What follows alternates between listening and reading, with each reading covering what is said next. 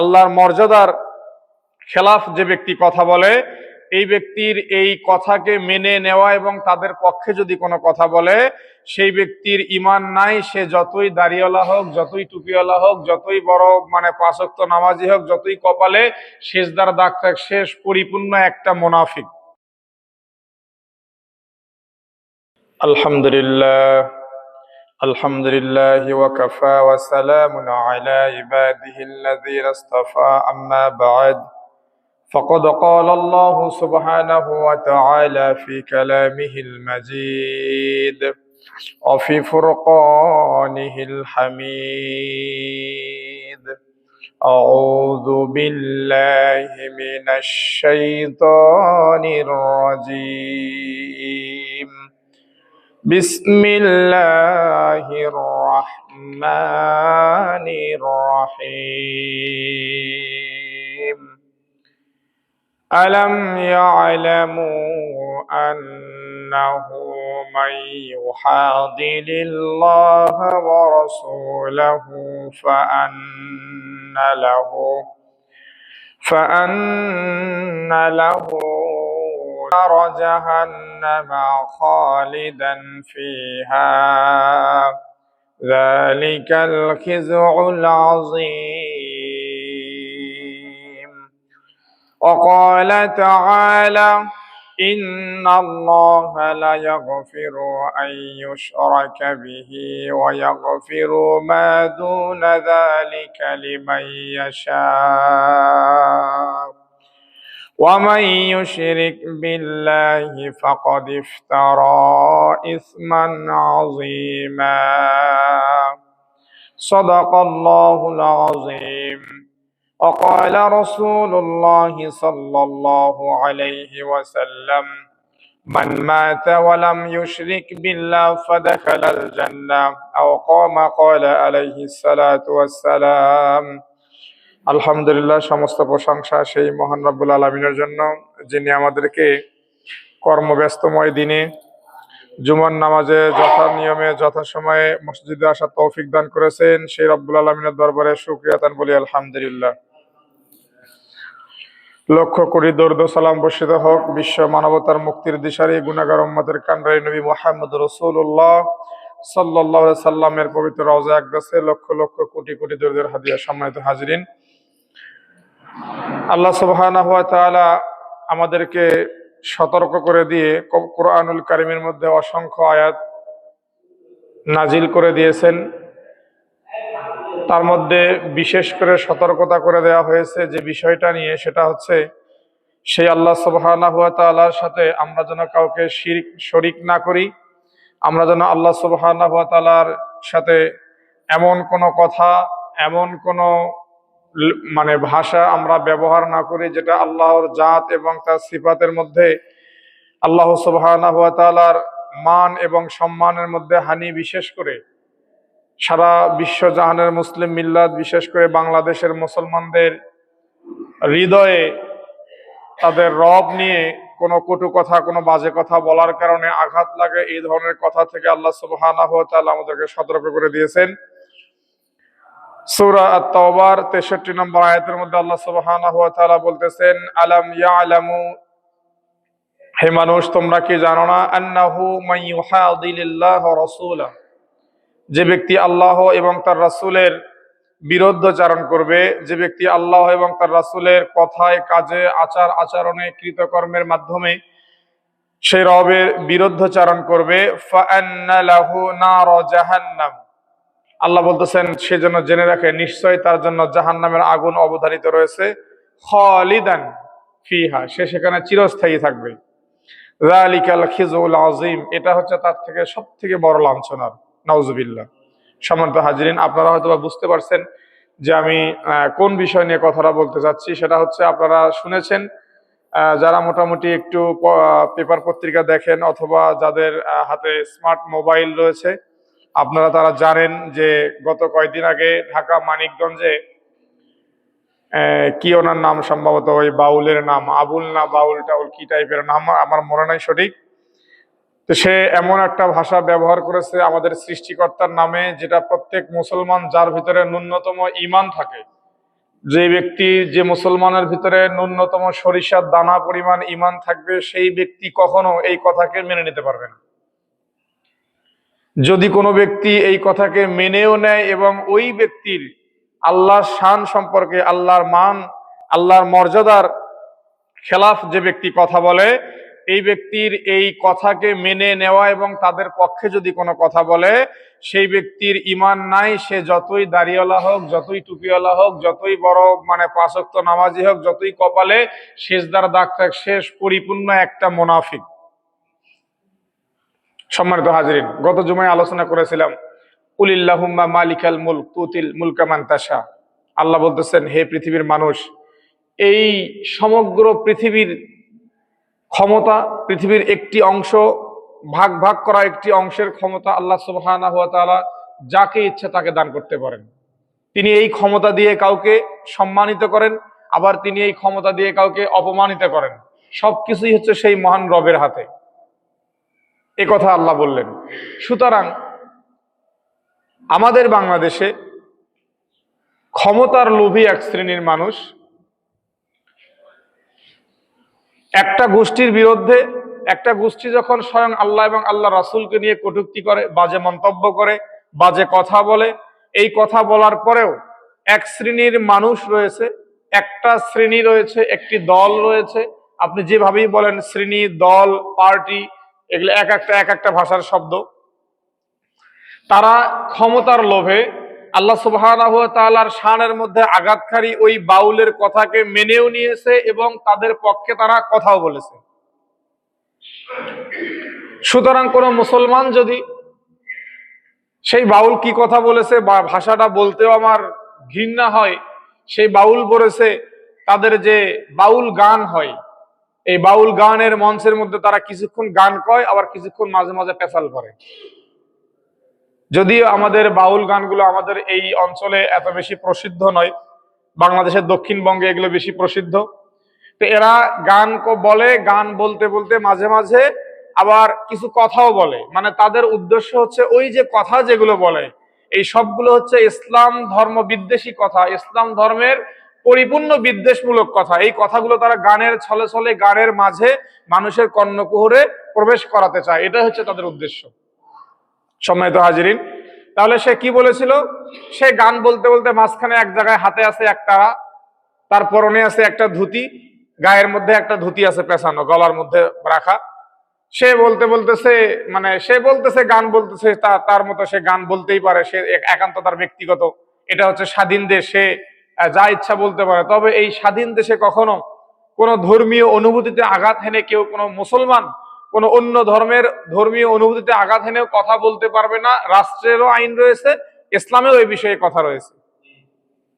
সুতরাং সেই ব্যক্তি গান বলতে বলতে একসময় গিয়ে বলতেছে যে আল্লাহর কথার কোনো আগা মাথাও খুঁজে পায় না, কোনটা আল্লাহর কথার আগা আর কোনটা আল্লাহর কথার গোয়া, নাউজুবিল্লাহ। সে বলতেছে তার কথার কোনো আগা মাথাও খুঁজে পায় না। এরকম একজন মানুষ এত বড় একটা কথা বলছে, আমি ধরে নিলাম তার সামনে যারা ছিল তারা সবাই ওই বাউল টাইপের ছিল। তাদের বাউল, বাউল কিন্তু একটা ধর্মের নাম। এটা আসলে আমি আগে অতটা বুঝি নাই। আমাদের এলাকাতে একজন ব্যক্তি ছিল, সে নাম বলবো না, আমি মাদ্রাসাতেও চাকরি করত এবং মৌলবি টাইপের মানুষই শুনতাম সে বাউল ধর্মের অধিকারী। তো আসলে কখনো এই ধরনের টেন্ডেন্সি আসে নাই যে আসলে বাউল ধর্ম এটা আবার কোন ধর্ম। হিন্দু ধর্ম আছে, মুসলিম ধর্ম আছে, খ্রিস্টান আছে, বৌদ্ধ আছে, কত রকম ধর্ম। বাউল আবার কোনটা ধর্ম, কখনো এটা নিয়ে আসলে ভাবে দেখাচ্ছে, ঘাটাঘাটি করার ইচ্ছা হয় নাই। তো ইদানিং এই যে বাউল আল্লাহকে নিয়ে বাজে কটূক্তি করলো, এই বাউলের কথা শোনার পরে একটু বিষয় হলো যে আসলে বিষয়টা তো জানা দরকার। পরে দেখলাম এই সমস্ত বাউলের হেডকোয়ার্টার হচ্ছে এই লালন ফকির। সমস্ত বাউলের হেডকোয়ার্টার হচ্ছে কোথায়? এই লালন ফকির। লালনের যে বাউল গান, লালন কোন ব্যক্তি ছিল? তার জন্ম সম্ভবত 1772 সালে। 1772 সাল থেকে শুরু করে 1880 সালে সম্ভবত জন্ম। তারিখ হয়তো বা এদিক সেদিক আমার হতে পারে, বিষয়টা হয়তো বা আমার এখানে নোট করা থাকতে পারে। এই যে লালন যে বাউল আছে, এই লালন বাউল তার নিজস্ব কোনো ধর্ম ছিল না। সে কুষ্টিয়াতে জন্মগ্রহণ করেছিল। জন্মগ্রহণ করার পরে ছোটবেলা থেকে সে 1872 সালে জন্ম, 1772 সালে জন্ম আর 1890 সালে হচ্ছে তার মৃত্যু। এর আগেরও অনেক মানুষের দিন সম্পর্কে, ধর্ম সম্পর্কে অনেক খবর, অনেক ইতিহাস আমাদের বাংলার জমিনে পাওয়া যায়। কিন্তু এই যে ধরেন কত বছর, খুব বেশি না, ধরেন 330-35 বছর আগে, এই 330-35 বছর আগের একটা মানুষ জন্মগ্রহণ করেছিল, সে মারাও গেছে, তার কোনো ধর্ম ছিল না, সে সারাদিন মানে টোটো কোম্পানির মধ্যে ঘুরে বেড়াতো আর গান বলতো। তাকে নিয়ে যারা রিসার্চ করেছে সেই সমস্ত ব্যক্তিদের মধ্যে একজন বলছে যে এই বাউল ধর্মটা আসছে বাল শব্দ থেকে বা বাউলুন শব্দ থেকে। বাউলুন শব্দের অর্থ হচ্ছে পেশাব। বাউলুন শব্দের অর্থ পেশাব। এই বাউল ধর্মের ভিতরে তাদের গুরুর পেশাব দিয়ে তাদের শিষ্যরা গোসল করাকে বেশি পবিত্র মনে করে, নাউজুবিল্লাহ। এটা হচ্ছে তাদের ধর্ম। এখন যদি বলেন যে হুজুর আপনি মন করা কথা বললেন কিনা, আমার কাছে সমস্ত নোট আছে, তাদের লেখা বই, আমার লেখা না। তাদের বাউল ধর্মকে মানে যারা লালন করে তাদের লেখা বইয়ের পেজ নাম্বার সহ যে কথাগুলো কোন পেজের মধ্যে আছে আমার কাছে, আমি বললাম কি আমার কাছে নোট আছে, আপনারা চাইলে এটা নোট নিয়ে পড়তে পারবেন যে আমি কোনো কথা তাদের সম্পর্কে বানিয়ে বলছি কিনা। যাই হোক, সে ব্যক্তি যে কথা বলছে, এই কথা বলার পরেও সারা বাংলাদেশের ইমানি শক্তিতে যারা বলিয়ান, যাদের ভিতরে আল্লাহ সুবহানাহু ওয়া তাআলা ইমানের শক্তি রেখেছেন, যাদের ভিতরে ন্যূনতম ইমান যাদের ভিতরে আছে, আল্লাহ রাসূলের হাদিস মান রাআ মুনকারান ফালিগাইয়ির বিয়াদিহি ফাইন লাম ইস্তাতি ফাবিকলবিহি ফাইন লাম ইস্তাতি ফাবিলিসানিহি ওয়া হুয়া আদাফুল ঈমান। এই যে আল্লাহ রাসূল বলছেন যে সর্বনিম্ন ঈমান যার ভিতরে আছে, এই ব্যক্তিও আল্লাহর শানে এরকম বেয়াদবিমূলক কথা কখনো মানতে পারে না। অথচ আমাদের দেশের এক শ্রেণীর মানুষ, তারা সামনের নির্বাচনে বাংলাদেশের ক্ষমতা গ্রহণ করার লোভে আল্লাহর উপরে, তার সৃষ্টিকর্তার উপরে এত বড় লানতপূর্ণ কথা, এত বড় বাজে কথা বলার পরেও তার পক্ষই শুধু অবলম্বন করে নাই, তার পক্ষে প্রত্যেকটা মিছিলে মিটিং এ সে কথা বলেছে এবং বলেছে তাকে গ্রেফতার করা এটা হচ্ছে বর্তমান সরকারের একটা অধ্যত্বপূর্ণ আচরণ, তাকে গ্রেফতার করা উচিত হয় নাই। এবং এদের পক্ষে তাদের বাউল যারা আছে তারা তাদের পক্ষে আন্দোলন মিছিল মিটিং করতেই পারে, স্বাভাবিক। কিন্তু আমাদের মুসলমান, নামধারী মুসলমান এত বড় একটা কথা বললো আল্লাহর সামনে, তাদের একটা শ্রেণী, একটা দল আছে, এই দলের বিপুল সংখ্যক ভোট আছে, এই কয়টা ভোটের লোভে, বাংলাদেশের ক্ষমতার লোভে এরকম একজন আল্লাহদ্রোহী মানুষের পক্ষে কথা বলতে পারে একজন মুসলমান, এটা কখনো বিশ্বাস হয় না করে সে মুসলমান থাকতে পারে। সম্মানিত হাজিরিন, তাহলে তিনি কি করলেন, তার প্রত্যেকটা মিছিল মিটিং এ দলীয় যে কি বলে এটা, তাদের যে নির্বাচনী যে সমস্ত মিছিল মিটিং হয় প্রত্যেকটা জায়গায় তিনি এই কথাগুলো বলতেন, এই কথাগুলো বলে যাচ্ছেন। সম্মানিত হাজিরিন, আমরা একটু জানবো যে যে ব্যক্তি আল্লাহ এবং আল্লাহ রাসূলের বিরুদ্ধাচারণ করবে তাদের স্থান আল্লাহ সুবহানাহু ওয়া তাআলা কোথায় দিয়েছেন। আল্লাহর পক্ষ থেকে, আল্লাহ তার মাখলুকাতের জন্য আল্লাহ বলছেন ওমা খলাকতুল জিন্না ওয়াল ইনসা ইল্লা লিয়াবুদুন, পৃথিবীতে যত সৃষ্টি জীব আছে এর মধ্যে একমাত্র মানুষ এবং জিন, একটা জাতিকে তো আমরা দেখি না, আমরা তাদের নিয়ে আলোচনা করার প্রশ্নই আসে না, তাদেরকে আমরা চোখে কখনো দেখিও না, সেটা আল্লাহ সৃষ্টি করছেন, তাদের কাছ থেকে হিসাব নেবেন, তারা আল্লাহর ইবাদত করে, ওইটা আলাদা কথা। জিন বাকি থাকলো ইনসান, মানুষ। এই মানুষকে আল্লাহ সুবহানাহু ওয়া তাআলা সৃষ্টি করছেন তার ইবাদতের জন্য, তার দাসত্ব করার জন্য। সেই মানুষের মধ্য থেকে কোনো মানুষ যখন তার সৃষ্টিকর্তার সম্পর্কে এরকম বাজে মন্তব্য করতে পারে এবং সেই মানুষের মধ্য থেকে কোনো একজন মানুষ এই বাজে মন্তব্যকে কোনো না কোনো কারণে অ্যাপ্রিসিয়েট করে, কোনো না কোনো কারণে এটাকে হাইলাইট করে এবং তার পক্ষ অবলম্বন করে, সেই ব্যক্তি সম্পর্কে আল্লাহ সুবহানাহু ওয়া তাআলা কি বলছেন? আল্লাহ বলতেছেন সূরা তাওবার 63 নম্বর আয়াতের মধ্যে, আলাম ইয়ালামু, হে পৃথিবীর মানুষ তোমরা কি জানো না, আন্নাহু মাইয়ুহাদিলিল্লাহ ওয়া রাসূলাহু, যে ব্যক্তি আল্লাহ এবং আল্লাহর রাসূলের বিরুদ্ধাচরণ করবে, এটা কি আল্লাহর বিরুদ্ধাচরণ নয়? আল্লাহ সম্পর্কে, আল্লাহর কথার আগামতা তুই নাই বুঝতে পারিস, তোর মাথায় অতটুকু জ্ঞান নাই থাকতে পারে, তোকে তো এইভাবে বলতে হবে না। পৃথিবীর সমস্ত মানুষ, আপনি ইতিহাস পড়ে দেখেন, আবু জেহেল যাকে নিকৃষ্ট, যার নাম শুনলে মানুষের মুখে থুতু চলে আসে, সেই আবু জেহেলকেও যখন বলা হয়েছিল কে তোমাকে সৃষ্টি করেছে, সে বলেছিল আমাকে আল্লাহ সৃষ্টি করেছে। যখন তাকে বলা হয়েছে তাহলে আল্লাহর রাসূল, প্রেরিত রাসূল মুহাম্মদ সাল্লাল্লাহু আলাইহি সাল্লামকে তুমি অনুসরণ করো, তখন সে বলছে এটা আমার দ্বারা সম্ভব না। তাহলে একজন আবু জেহেল যে এত নিকৃষ্ট, সেও স্বীকার করেছিল যে তাকে আল্লাহ সৃষ্টি করেছে। ফেরাউনকে বলা হয়েছে, ফেরাউন তোমাকে কে সৃষ্টি করেছে? সে বলেছিল আমাকে আল্লাহ সৃষ্টি করেছে। এরপরে সে বলেছিল যে আমাকে আল্লাহ সৃষ্টি করেছে, কিন্তু আমি আমার রাষ্ট্রের সমস্ত মানুষের প্রভু। নাউজুবিল্লাহ। এটা ফেরাউনও মানে সে স্বীকার করেছিল যে তাকে আল্লাহ সৃষ্টি করেছে। নমরুদ স্বীকার করেছিল তাকে আল্লাহ সৃষ্টি করেছে। হামান স্বীকার করেছিল তাকে আল্লাহ সৃষ্টি করেছে। এইভাবে প্রত্যেকটা বাদশা সাদ্দাত স্বীকার করেছিল তাকে আল্লাহ সৃষ্টি করেছে। প্রত্যেকটা কাফের বেঈমান স্বীকার করেছিল তাকে আল্লাহ সৃষ্টি করেছে। কিন্তু তারা রাসূলের আনুগত্য করতে পারে নাই, তারা রাসূলকে মানতে পারে নাই, তারা রাসূলের দেখানো দ্বীনের পথে চলতে পারে নাই। এই জন্য তাদেরকে কাফের বলা হয়, তাদেরকে মুনাফিক বলা হয়, তাদেরকে মুসলমান বলা হয় না। সম্মানিত হাজরিন, তাহলে সেই এত বড় বড় কাফেররা যদি সৃষ্টি মানে স্বীকার করতে পারে তাকে আল্লাহ সৃষ্টি করেছে, এই যে বাউল আর ফাউল, এই ফাউল সে নিজেও জানে তাকে আল্লাহ সৃষ্টি করেছে, কিন্তু তাদের ধর্মের ভিতরে যে বিশ্বাস, এই বিশ্বাস যদি যার ভিতরে থাকে, সে কখনো আল্লাহকে মনে স্বীকার করা তো দূরের কথা, সে আল্লাহকে কখনো স্মরণই করে না। তাদের ধর্ম সম্পর্কে ছোট্ট একটা নোট আমার কাছে আছে, আপনারা চাইলে আমার কাছ থেকে আমার আলোচনা পরে এটা নিয়ে পড়তে পারেন। তাদের ধর্মের মূল থিম হচ্ছে, তারা এই যে সামাজিক বিবাহ যেটা আছে, তারা এই সামাজিক বিবাহটাকে মনে প্রাণে ঘৃণা করে। তারা মনে করে সবাই মিলেমিশে একসাথে থাকবে, তারা সবাই মিলেমিশে যে যাকে ইচ্ছা তার সাথে তারা বিভিন্নভাবে লিপ্ত হবে। এই সমাজ তারা চায়। এই সমাজ বাস্তবায়নের জন্য তারা আজকে আমাদের বাংলাদেশে গানের নামে, গান বলতে বলতে গানের মাঝে মাঝে দুই একটা লাইন, দুই একটা শ্লোক তারা বলে বলে মানুষকে তারা ইসলাম বিদ্বেষী মতভেদ তারা শিক্ষা দিতে চায়। সম্মানিত হাজিরিন, তাদের আপনারা দেখবেন তাদের গানের মধ্যে আরবি শব্দ বেশি, এই জন্য মানুষ মনে করে না এরা মনে হয় ইসলামিক কোন দল। তাদের গান, তাদের আলোচনার মধ্যে আরবি কিছু কিছু শব্দ তারা বেশি, এবং আল্লাহ এবং নবী দুটাই ব্যবহার করে তারা। কারণ আল্লাহ এবং নবী বাদ দিয়ে এই বাংলাদেশের জমিনে অন্তত কোনো একটা আলোচনা কেউ যদি করে, কোনো মানুষ মুসলমান সেটা মেনে নেবে না। যদি কোনো আলোচনার শুরুতে আল্লাহ এবং তার নবী সাল্লাল্লাহু আলাইহি সাল্লামের কথাটা দিয়ে শুরু করে, তাহলে মোটামুটি সবাই শুনবে সে কি বলতে চায়। কিন্তু এই দুইটা বাদ দিয়ে বললে কেউ মানবে না। এই জন্য তারা এই দুইটাকে উপযোগ্য বিষয় হিসেবে গ্রহণ করে তারা তাদের আলোচনাগুলো সামনে আগায়। সম্মানিত হাজিরিন, তাহলে এদের উৎপত্তি যেটা হলো বাউল শব্দ থেকে। এটা বাউল হচ্ছে একটা প্রজনন দেবতা। এটা পারস্য, এতে আপনার যে এটা কি বলে, এটাকে আপনার প্রাচীন যুগে প্যালেস্টাইন, যেটা এই প্যালেস্টাইনের পারস্যর সময়ে একজন প্রজনন দেবতা ছিল, তার নাম ছিল বাল। প্রজনন শব্দ শুনতেই তো আপনারা বুঝেন যে প্রজননটা কি। এটা হচ্ছে পৃথিবীতে মানুষ জন্ম দেওয়ার পদ্ধতি।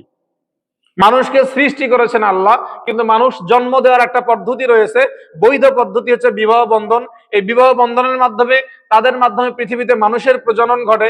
সেই সময়ের সেই প্রজনন দেবতা ছিল, তার উদ্দেশ্যই ছিল যে নারী পুরুষ অবাধ মেলামেশা করবে, তাতে কোনো সমস্যা নাই, যার সাথে যার ভালো লাগবে সে তার সাথে মেলামেশা করবে। কিসের বিয়ে আর কিসের কি, নাউজুবিল্লাহ। এটা হচ্ছে তাদের ধর্ম বিশ্বাস। এই আপনি লালনের ইতিহাস পড়ে দেখেন, লালনের ইতিহাস, লালন কি বিয়ে করছে কেউ বলতে পারবে? বিয়ে করে নাই। আপনি লালনকে নিয়ে বাংলাদেশে আপনার কলকাতার একজন লেখক, আমি নামটা ভুলে গেছি, উনি একটা বই লিখছিল মনের মানুষ। এই লালনের এই মনের মানুষকে নিয়ে আবার একটা সিনেমাও তৈরি করা হয়েছিল। সেই সিনেমা ভারতের প্রত্যেকটা এই তৎকালীন যুগের যারা এমপি ছিল, ক্যাবিনেট মন্ত্রী যারা ছিল, তাদেরকে একটা সিনেমা হল দখল করে নিয়ে, মানে নির্দিষ্ট সময়ের জন্য ভাড়া করে নিয়ে তাদেরকে দেখানো হয়েছিল। ইভেন বাংলাদেশেও এই কাজটা করা হয়েছিল। তারা এই জিনিসটা বুঝাতে চায় যে লালন ফকিরের যে ধ্যান ধারণা যেটা ছিল, মানুষ কি বলে গান, মানুষ ভজলে সোনার মানুষ হবি, মানে মানুষ ভজলে মানে কি, মানুষকে খাওয়ালে। তাদের হচ্ছে শুধু মানুষের মেলামেশা, এর বাহিরে আর কোনো ধর্ম নাই। এটা হচ্ছে তাদের মূল ধর্ম। তারা কখনো আল্লাহকে সৃষ্টিকর্তা হিসেবে কখনো স্বীকার করে না। তাদের আলোচনা, তাদের বই, তাদের লিখনি, কোনো একটা জায়গায় আপনি এগুলো বিষয় পাবেন না। দেখেন তাদের গানের একটা লাইনের কলি আছে, এখানে বলছে, দেখ এগুলো বলে তারা মানুষের মনোরঞ্জন করতে চায়। তারা বলতেছে মোহাম্মদের নাম নিয়ে কে এলো রে দুনিয়ায়, আসল কথা বলতে গেলে পড়বে দড়ি এ গলায়। মানে তারা বুঝাতে চাচ্ছে, এটা কেন বলছে আমি সামনে আগাচ্ছি। তারা বলতেছে মোহাম্মদের নাম নিয়ে কেউ একজন আসছে এই দুনিয়ায়, তবে তার সম্পর্কে যদি আসল কথা বলি তাহলে আমার গলায় দড়ি পড়বে। তার মানে তার কথাই আসল। কোরআন আর হাদিসে আল্লাহ এবং আল্লাহ রাসূল যা বলছে এটা আসল নয়। তাদের আসলটা কি? তারা বলে এই সমগ্র ভূমণ্ডল বিশ্ব জগৎ এটা হচ্ছে একটা শক্তি, এই শক্তির মূল হচ্ছে আল্লাহ সুবহানাহু ওয়া তাআলা। আর এই বিশ্বের এক একটা জায়গা, এক একটা খণ্ড, একটা গ্রহ, নক্ষত্র যা আছে এগুলো হচ্ছে আল্লাহর একটা অংশ। এই সব কিছু একাকার করে আল্লাহ সুবহানাহু ওয়া তাআলা তিনি মুহাম্মাদের নাম নিয়ে, মুহাম্মদ নাম নিয়ে তিনি পৃথিবীতে আসছেন মানুষের মধ্যে বিরাজ করার জন্য। নাউজুবিল্লাহ। এটা হচ্ছে তাদের ধর্মীয় বিশ্বাস। এবং তাদের কালেমা আছে, আলাদা কালেমা। আমি যদি আপনাদেরকে বলি, লালনের ভক্ত এখানে কেউ থাকতে পারেন, আমি তাকে কটাক্ষ করে বলছি না। তাদের কালেমা আছে, দেখেন, লা ইলাহা ইল্লাল্লাহ লালন রাসূলুল্লাহ, এই কালেমা তাদের বইয়ে লেখা আছে। আমি নাউজুবিল্লাহ, আমি আপনাকে দেখাচ্ছি। আমার নোটের মধ্যে কোথায় গেল, চোখের আড়ালে চলে গেছে। আছে, এই দেখেন, সুধীর চক্রবর্তীর লেখা ব্রাত্য লোকায়ত লালন, পৃষ্ঠা নাম্বার 94 থেকে 95, এই জায়গার ভিতরে তারা লিখছেন যে এই লালনের অনুসারী যারা হয় বা এই ধরনের বাউল যারা হয়, তারা তাদের পীরকে সাই শব্দ বলে আখ্যায়িত করে, যে তিনি হচ্ছে আমার সাই। আসলে সাই শব্দটা মূলত শায়েক শব্দ থেকে আসছে। শায়ক শব্দটা হচ্ছে আরবি, এর অর্থ হচ্ছে বৃদ্ধ। মূলত শায়ক বলা হয় ইসলামী জ্ঞানে মানে গুণান্বিত যারা এবং ইসলামী জ্ঞানের পাণ্ডিত্য যারা অর্জন করে তাদেরকে আপনার ইসলামিক ভাষায় শায়ক বলা হয়। এই শায়ক শব্দটাকে সংক্ষিপ্ত করে সাই শব্দ তারা ব্যবহার করে তাদের পীরের জন্য। তারা তাদের পীরকে, এখানে লেখা আছে যে শিষ্যরা তার সাই তথা সাইকে তারা নবী মনে করে এবং তার মাজারকে তীর্থস্থান মনে করে এবং তাদের কালেমা হচ্ছে লা ইলাহা ইল্লাল্লাহ লালন রাসূলুল্লাহ নাউজুবিল্লাহ, যেটা আমি একটু আগে বইয়ের উদ্ধৃতি দিয়ে বললাম। এটা হচ্ছে তাদের বিশ্বাস, এটা হচ্ছে বাউল ধর্ম। সুতরাং এই বাউল ধর্ম নিয়ে যে আলোচনাগুলো করা হয়, কথা বলা হয়, বাউল ধর্মের নামে যে গানের অনুষ্ঠান করা হয়, বলা হয় বাউল গান হবে। বাউল নামে যা আছে সবই ফাউল। বাউল নামে যা আসে আপনাদের এলাকায়, আপনাদের করজোরে অনুরোধ, এই আপনারা যাই করেন অন্তত এই বাউল গানকে আপনারা প্রতিহত করবেন। এই বাউল গানের উদ্দেশ্যই হচ্ছে গানের তালে তালে তারা আপনাদেরকে কিছু ইসলাম বিদ্বেষী মতভেদ আপনাদের ভিতরে ঢুকিয়ে দেওয়ার জন্য আসে। এটা হচ্ছে তাদের মানে কাজ, এটাই উদ্দেশ্য তাদের। এই উদ্দেশ্যে তাদেরকে এক শ্রেণীর মানুষ টাকা পয়সা দিয়ে পালে। বুঝতে পারছেন তো বিষয়টা? তাহলে আল্লাহ কি বললেন, যে আল্লাহ বলতেছেন যে হে মানুষ, তোমরা কি জানো না, মাই ইউহাদিলিল্লাহ ওয়া রাসূলাহু, যে ব্যক্তি আল্লাহ এবং আল্লাহ রাসূলের বিরুদ্ধাচরণ করবে, ফাআন্না লাহু নার জাহান্নামা খালিদান ফিহা, সেই ব্যক্তি কি করবে, চিরস্থায়ী জাহান্নামে থাকবে। নাউজুবিল্লাহ। তাহলে এরকম একজন বাউল আল্লাহর শানে বেয়াদবি করলো, তার বিপক্ষে কিছু মুসলমান রাস্তায় নামলো যে তাকে গ্রেফতার করতে হবে, তাকে শাস্তি দিতে হবে। এবং আপনারা জানেন ঢাকা বিশ্ববিদ্যালয়ে একজন শিক্ষক, সে ইসলাম ধর্ম নিয়ে কটূক্তি করার কারণে তাকে 3 বছরের জেল দেওয়া হয়েছিল। তাহলে যে একটা বিশ্ববিদ্যালয়ের শিক্ষককে যদি এই কাজ করা হয়, সে একটা সাধারণ বাউল, সর্বোচ্চ সে পড়াশোনা মানে তার সম্পর্কে একটু ডকুমেন্টারি দেখলাম কয়দিন আগে, যে সে ক্লাস 5 পাশও করে নাই। মানিকগঞ্জে সেই বাউল যে আল্লাহকে নিয়ে বাজে মন্তব্য করছে, সে ক্লাস 5 পাশও করে নাই। অথচ এরকম একজন মানুষের কত গান আর কতক্ষণ পরপর কিছু পেশাল শোনার জন্য কিছু শিক্ষিত মানুষ হাঁ করে তাকায় থাকে। আপনি দেখবেন বাংলাদেশের হক্কানি যে সমস্ত দরবার আছে, এই সমস্ত পীরের দরবারগুলোতে আপনি মোটামুটি মানুষের সংখ্যা খুব কমই দেখবেন। কোন জায়গায় মানুষ বেশি দেখবেন, যে দরবারের ভিতরে শুধু বলা হয় যে নামাজ লাগবে না, নামাজ ছাড়া যে দরবার আছে ওখানে মানুষের অভাব নেই। যে দরবারে বলা হয় যে নামাজ পড়া লাগবে না, ওখানে মানুষের অভাব নেই। ইভেন গ্রামে গঞ্জে হুট করে একজন মানুষ সারা বছর মানুষের জমিতে কাম করলো, সুতো বিক্রি করে খাইলো, এরপরে গ্রামে কটকরি বিক্রি করলো, সে আজকে হঠাৎ করে পীর হয়ে গেছে, তার বাড়িতে বছরে 3 বা 4 বার অনেক মানুষ হয়। তাদের মূল উপজীব্য বিষয় কি?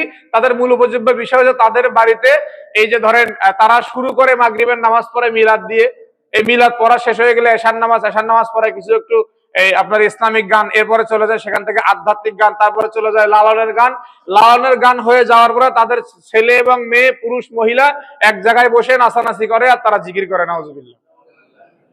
এটা হচ্ছে তাদের ধর্মীয় বিশ্বাস। সম্মানিত হাজিরিন, তাহলে আল্লাহ তাদের সম্পর্কে কি বলছেন, যারা আল্লাহ এবং আল্লাহ রাসূলের বিরুদ্ধাচরণ করবে, তাদের কথার মাধ্যমে হোক, তাদের কাজের মাধ্যমে হোক, তাদের কোনো আলোচনার মাধ্যমে, এমনকি যে কোনো বিষয়ে যারা আল্লাহ এবং আল্লাহ রাসূলের বিরুদ্ধাচরণ করবে, আল্লাহ বলছেন ফাআন্না লাহু নার জাহান্নাম, তার জন্য জাহান্নামের আগুন অবধারিত, খালিদান ফিহা, সে সেখানে চিরস্থায়ী থাকবে, তাকে সুপারিশ করার কেউ থাকবে না।